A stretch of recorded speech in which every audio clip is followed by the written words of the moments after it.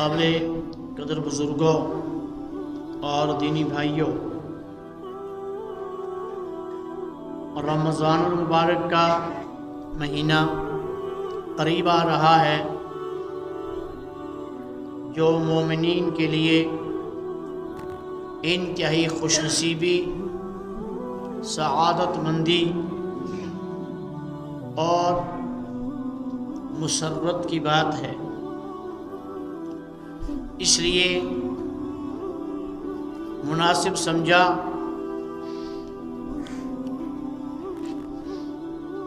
کہ اس جمعہ پر قرآن مجید کی آیات مقدسہ سے رمضان مبارک کی طرف عوام الناس کی توجہ مبذول کی جائے۔ اللہ تعالی اپنے پاک کلام میں ایمان والے کو مخاطب فرماتے ہیں۔ ایمان والا بندہ اللہ کو بہت پیارا، پسندیدہ ہے، خاص کر کے ایمان والے بندے کا ایمان۔ اس لیے اللہ تعالیٰ ایمان والے کو جگہ جگہ اپنے پاک کلام میں مخاطب فرماتے ہیں۔ اس آیت میں بھی ایمان والے کو مخاطب فرمایا اور ارشاد ہو رہا ہے، یا ایھا الذین آمنوا، اے ایمان والو، کتب علیکم الصیام، تمہارے اوپر روزہ فرض کر دیا گیا ہے، کما کتب علی الذین من قبلکم، جس طرح تم سے پہلے امتوں پر روزہ فرض کیا گیا تھا، لعلکم تتقون، تاکہ تمہارے اندر پرہیزگاری آ جائے، تقوی آ جائے، اللہ کا خوف آ جائے، اللہ کا ڈر آ جائے، احکام الہیہ کو پورا کرنے کی صلاحیت تمہارے اندر پیدا ہو جائے۔ اس آیت کے اندر دو باتیں اللہ تعالیٰ فرما رہے ہیں۔ ایک فرما رہے ہیں کہ روزہ فرض کر دیا گیا ہے، اور دوسرا فرما رہے ہیں کہ یہ خالی فرضیت تم پر نہیں، بلکہ روزہ کی فرضیت تم سے پہلی امتوں پر بھی تھی۔ کسی امت پر ایک روزہ فرض تھا، کسی پہ 2 روزے فرض تھے، کسی پر 3 روزے فرض تھے، اور کسی پر آدھا روزہ فرض تھا۔ اس وقت کی قوت، طاقت، صلاحیت کو دیکھ کر اللہ ذوالجلال والاکرام نے روزے فرض کیے تھے۔ اور دوسری بات بتلائی جا رہی ہے کہ لعلکم تتقون، یہ جو روزے فرض کیے گئے ہیں، اس کی ایک اہم غرض ہے، وہ یہ ہے کہ تمہارے اندر تقوی پیدا ہو جائے، تمہارے اندر صبر پیدا ہو جائے، تمہارے اندر ایک دوسرے کی ہمدردی اور محبت پیدا ہو جائے، غم گساری اور غمخواری کا جذبہ بیدار ہو جائے، اور تمہارے اندر یہ صلاحیت پیدا ہو جائے کہ تم شریعت اسلامیہ کے احکامات پر عمل کرنے کے لیے تیار ہو جاؤ۔ ورنہ انسان کا نفس باغی ہے، اور انسان کا نفس طرح طرح کے بہانے تلاشتا ہے، انسان کا نفس طرح طرح کے حیلے اختیار کرتا ہے اللہ کے احکامات سے گریز کرنے کے لیے، اللہ کے احکامات کو توڑنے کے لیے۔ تو روزہ فرض کیا کہ روزہ کے اندر یہ چیز کہ تمہارے اندر تقوی آئے گا۔ پھر فرمایا کہ ایام معدودات، یہ کوئی گھبرانے کی بات نہیں ہے یہ چند گنے چنے دن ہیں، ایام معدودات، اور ایام معدودات کی تشریح اس سے آگے والی آیت میں آئے کہ شہر رمضان الذی انزل فیہ القرآن۔ یہ گنے چنے دن کتنے ہیں؟ 10 دن ہیں، 20 دن ہیں، 25 دن ہیں؟ نہیں، یہ 10 دن تمہارے لیے، یہ گنے چنے دن جو ہیں تمہارے لیے، یہ 1 مہینہ ہے۔ رسول اکرم صلی اللہ تعالی علیہ وسلم نے اپنی انگشت مبارک سے بھی اشارہ فرمایا، اور بخاری شریف میں حدیث آتی ہے کہ آپ نے فرمایا کہ رمضان مبارک 29 دنوں کا مہینہ یا 30 دنوں کا مہینہ، مہینہ 29 کا آئے تو بھی مہینہ ہے، اور 30 دنوں کا آئے تو بھی مہینہ ہے۔ تو فرمایا ایام معدودات۔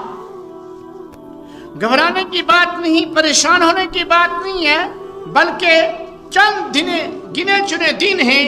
ان دنوں میں شریعت کے اس پاک حکم پر عمل کرنا ہے کہ صبح صادق سے پہلے پہلے کھانا پینا بند کرنا ہے، اور غروب آفتاب ہوتے ہی کھانے پینے کا حکم آ جائے گا۔ سحری کھانی ہے اور غروب آفتاب پر افطار کرنا ہے۔ ایام معدودات۔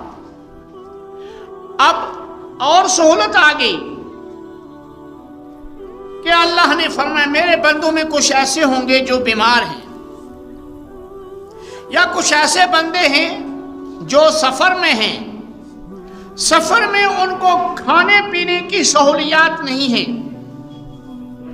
سفر میں ان کو کھانے پینے کی سہولیات دستیاب نہ ہوں۔ فمن کان منکم مریضا او علی سفر، جو تم میں بیمار ہو۔ اب کیسا بیمار؟ اس کے بارے میں فقہا نے مسئلہ لکھا۔ وہ بیمار جس کے لیے روزہ رکھنا بیماری کے بڑھ جانے کا اندیشہ ہو، جس کے لیے روزہ رکھنا کمزوری، زیادہ کمزوری ہو جانے کا اندیشہ ہو، جس کے لیے روزہ رکھنا اس قدر مشکل ہو کہ وہ اگر دوائی استعمال نہ کرے دن میں تو بیماری کے بڑھ جانے کا اندیشہ ہے، اور یہ آدمی بیمار خود فیصلہ نہیں کر سکتا کہ مجھے ایسی بیماری ہے جس سے میں روزہ چھوڑ دوں۔ فرمایا کہ ماہر، معتبر معالج، حکیم، ڈاکٹر، اور وہ بھی مسلمان، کیونکہ غیر مسلم ڈاکٹر روزہ کی اہمیت کو نہیں سمجھتا، غیر مسلم ڈاکٹر روزہ کی حقیقت کو نہیں سمجھتا۔ مسلمان ڈاکٹر ہو، ماہر ہو،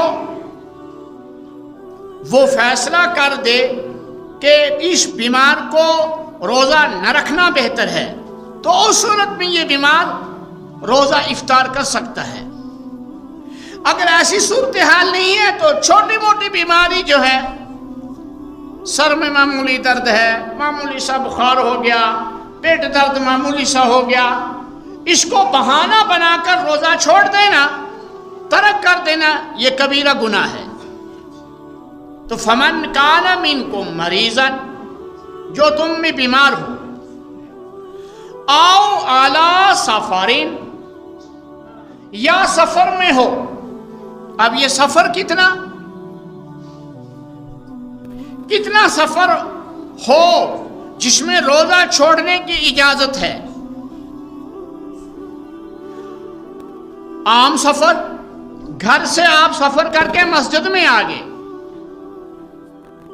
گھر سے آپ سفر کر کے اپنے قریبی رشتہ دار کے پاس چلے گئے، گھر سے آپ سفر کر کے اپنے گاؤں ہمسائیگی میں کسی کے ہاں چلے گئے، یہ بھی سفر ہے۔ لیکن کیا ایسے سفر میں بھی روزہ افطار کرنے کی اجازت ہے؟ نہیں۔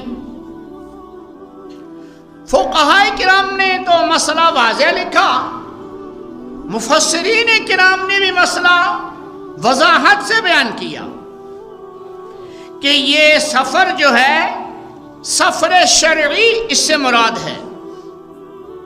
پہلے زمانے میں سفر شرعی ہوتا تھا 3 دن کی مسافت، یہ سفر شرعی ہے۔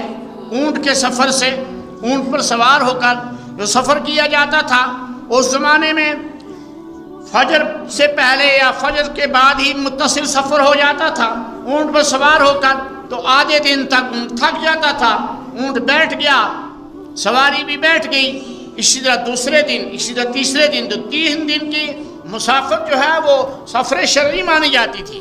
آج تو تیز گاڑیاں ہیں، تیز رفتار سواریاں ہمارے پاس موجود ہیں جو فی گھنٹہ 100، 200، 150 کلومیٹر کی رفتار میں بھاگ رہی ہیں۔ تو کیا آج سفر شرعی سے مراد کیا ہے؟ شرعی میل، جسے جو سفر کا معیار بنایا اس زمانے میں، شرعی میل پرانے وقت میں میل کا ہوتا تھا، وہ 48 میل ہے، اور اس زمانے کا 48 میل آج تو میل نہیں ہے، آج کلومیٹر ہے۔ اس زمانے کا 48 میل کا جو سفر ہے یہ اس زمانے کا 77 کلومیٹر کے برابر ہے۔ مولانا خالد سیف اللہ رحمانی دام برکات انہوں نے لکھا کہ شرعی سفر سے مراد ہے 48 میل کا سفر، یا آج کے زمانے کے حساب سے 77 کلومیٹر کا سفر۔ اگر 77 کلومیٹر کی سفر کی دوری پر آپ جا رہے ہیں اور سفر میں ہیں تو روزہ افطار کرنا آپ کے لیے جائز ہے۔ ایک آدمی گھر سے سحری کے ٹائم نکلتا ہے اور واقعی وہ اتنے سفر پر جا رہا ہے، فتاوی ہندیہ کے اندر یہ مسئلہ درج کیا ہے کہ اگر وہ آدمی گھر سے سحری کھا کے نکل پڑا ہے، راستے میں اس کو کوئی اتنی زیادہ مشقت سفر کی جھیلنی نہیں پڑی، وہ آرام سے تیز رفتار سواری لے کر پہنچ گیا اپنے ٹھکانے پر، تو اس کو روزہ پورا کر لینا چاہیے۔ اور اگر اس کو راستے میں کوئی کٹھن مرحلہ آ گیا، پھر وہ افطار کرنے کی اجازت ہے۔ تو فرمایا فمن کان منکم مریضا او علی سفر، جو تم میں بیمار ہو یا جو تم میں سے سفر میں ہو، فعدۃ من ایام اخر، اس کو روزہ معاف نہیں ہے، اس کو بیماری کی دنوں کی روزے افطار کرنا جائز ہے، اور دوسرے دنوں میں ان روزوں کی قضا کرنا لازم ہے۔ اور جو سفر میں ہے اس کو سفر کے دنوں کے روزے کو افطار کرنا جائز ہے، اور دوسرے دنوں میں اس کی قضا کرنا اس کے اوپر لازم آ جائے گی۔ فعدۃ من ایام اخر۔ آئیے فرمایا وعلی الذین یطیقونہ فدیۃ طعام مسکین۔ شروع میں اس آیت کے 2 مفہوم ہیں۔ ایک مفہوم یہ ہے کہ وہ لوگ جو طاقت روزہ رکھنے کی نہیں رکھتے، اتنے بوڑھے ہیں یا اس قدر مریض ہیں، عام طور پہ اس سے مراد بوڑھی مراد لی گئی ہے اور بوڑھا مراد لیا گیا ہے جن کو روزہ رکھنے کی کوئی طاقت نہ ہو، وہ رکھ ہی نہ سکتے ہوں روزے، اور لیکن وہ دائمی مریض بھی اس میں شامل ہے جس کا مرض ٹھیک ہی نہیں ہو رہا ہے، وہ بھی اس میں شامل ہے۔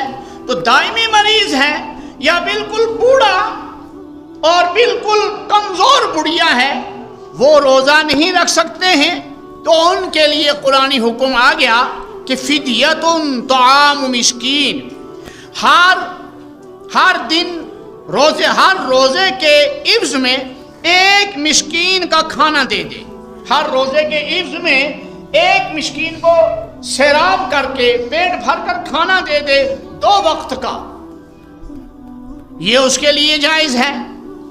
دوسرا حکم ہے کہ وعلی الذین یطیقونہ فدیۃ طعام مسکین۔ اس آیت کا دوسرا مفہوم وہ لوگ جو طاقت تو رکھتے ہیں روزہ رکھنے کی لیکن نہیں رکھتے، فدیۃ طعام مسکین، ان کے لیے ایک مسکین کا فدیہ ہے ایک روزے کے عوض میں۔ اگر یہ ترجمہ مانا جائے تو یہ ترجمہ منسوخ ہے، فمن شہد منکم الشہر فلیصم، یعنی یہ آیت منسوخ مانی جائے گی اس آیت سے کہ جس کو رمضان کا مہینہ مل گیا اس کو روزہ رکھنا فرض ہے، واجب ہے، روزہ کے بغیر وہ نہیں رہ سکتا۔ تو دو مفہوم آیت کے میں نے آپ کے سامنے بیان کیے، لیکن اکثر پہلا والا مفہوم جو ہے مفسرین نے آج مراد لیا ہے کہ روزہ رکھنے کی جو طاقت نہ رکھتے ہوں ان سے مراد وہ لوگ ہیں جو بالکل بوڑھے ہوں، کمزور ہوں، یا دائم المرض آدمی ہو جس کی بیماری ٹھیک ہی نہیں ہو رہی ہے اور روزہ رکھنے کے ڈاکٹر ماہر طبیب اجازت نہیں دے رہا ہے تو وہ روزہ نہ رکھے، اس کے اوپر ہے فدیۃ طعام مسکین، ہر روزے کے عوض میں ایک مسکین کو افطار کروا دے پیٹ بھر کر اور سحری کھلا دے پیٹ بھر کر، یا بازار میں 1 کلو 691 گرام گیہوں یا چاول کی قیمت دے دے تاکہ وہ آرام سے سیراب ہو کر کھا سکے۔ وَعَلَى الَّذِينَ يُطِيقُونَهُ فِدْيَةٌ طَعَامُ مِسْكِينٍ فَمَن تَطَوَّعَ خَيْرًا فَهُوَ خَيْرٌ لَهُ۔ اب جو آدمی اس ایک مسکین کے فدیہ کے علاوہ کوئی نیکی کرنا چاہے، اس کے علاوہ اس کو کچھ دینا چاہتا ہے، فقیر کو، مسکین کو، محتاج کو، تو خیرن فہو خیر اللہ، وہ اس کے لیے نیکی ہی کا کام ہے۔ آگے فرمایا وَأَن تَصُومُوا خَيْرٌ لَكُمْ إِن كُنتُمْ تَعْلَمُونَ، اگر تم روزہ ہی رکھ لو تو تمہارے لیے بہت بہتر ہے۔ بیماری برداشت کر لو، بھوک برداشت کر لو، تکلیف برداشت کر لو، لیکن روزہ ہی رکھ لو، یہ تمہارے لیے بہت بہتر ہے۔ ان کنتم تعلمون، اگر تم روزہ کی حقیقت کو جانتے ہو۔ اللہ تعالی عمل کرنے کی توفیق عطا فرمائے۔ وآخر دعوانا ان الحمد للہ رب العالمین۔